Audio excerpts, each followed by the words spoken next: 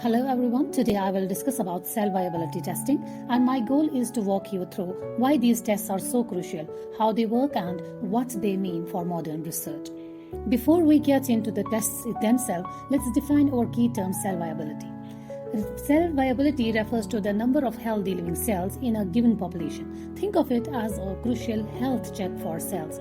It's a fundamental indicator of how cells are responding to their environment, whether that's a new treatment or different growth media or any other external stimuli. So, what is cell viability testing? It is a group of methods used to determine the percentage of viable cells, often measured against non-viable or dead cells. These tests are essential for a variety of purposes.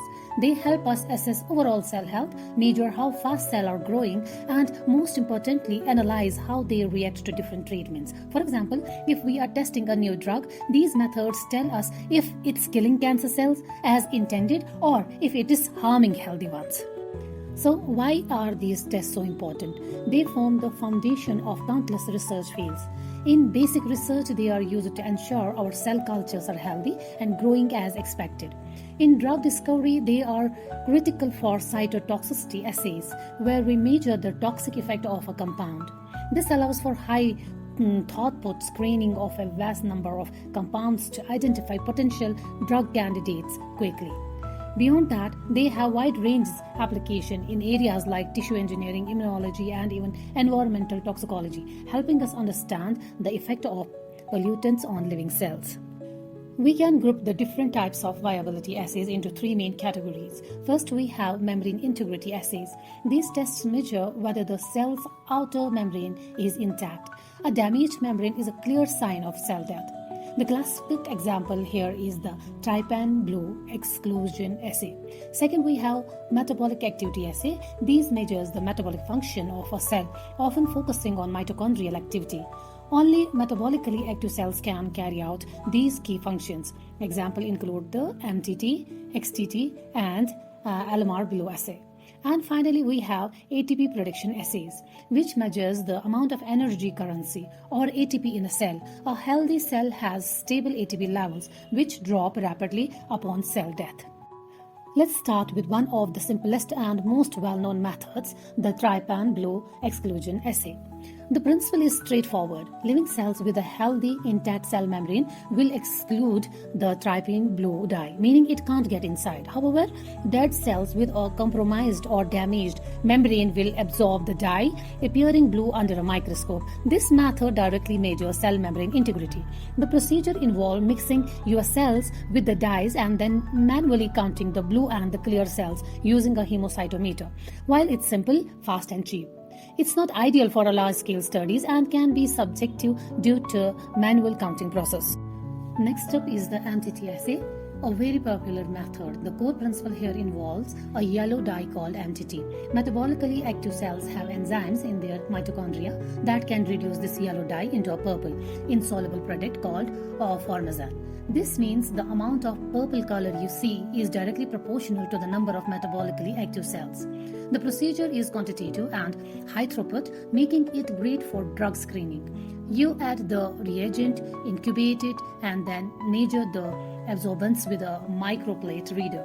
While it's widely used, the results can be influenced by the cell's overall metabolic state and high cell densities. Our third method is the LMR blue assay, also known as the Resisurian assay. This assay used a blue non-fluorescent dye called Resisurian. Similar to the MTT assay, metabolically active cells reduce this dye, but this time it turned into a pink, highly fluorescent compound called resorphin. The key advantage of this assay is that it's non-toxic to cells, which means you can monitor the same cells over time. This makes it highly sensitive for tracking cell proliferation and health.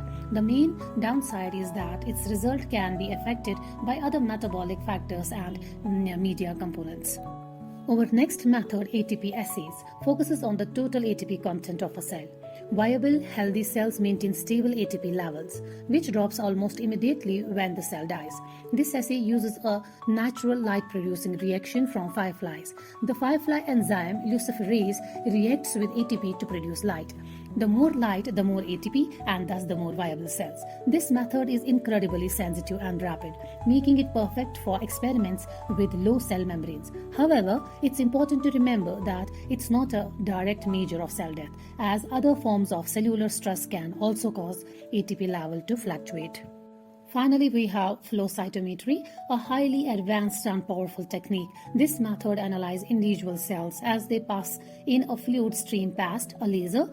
We can use fluorescent dyes that can only enter cells with damaged membranes, like propodium iodide, to differentiate between living cells and dead cells. The power of flow cytometry is that it can simultaneously measure multiple characteristics, not just viability, but also apoptosis, cell cycle phase, and more. While it's highly accurate and can analyze a large number of cells quickly, the equipment is expensive and requires trained personnel to operate. Also, your cells need to be in a single cell suspension, which isn't always possible. To summarize, there is no single best method for cell viability testing. The right choice depends on your specific research question, the type of cells you are working with, and the scales of your experiment.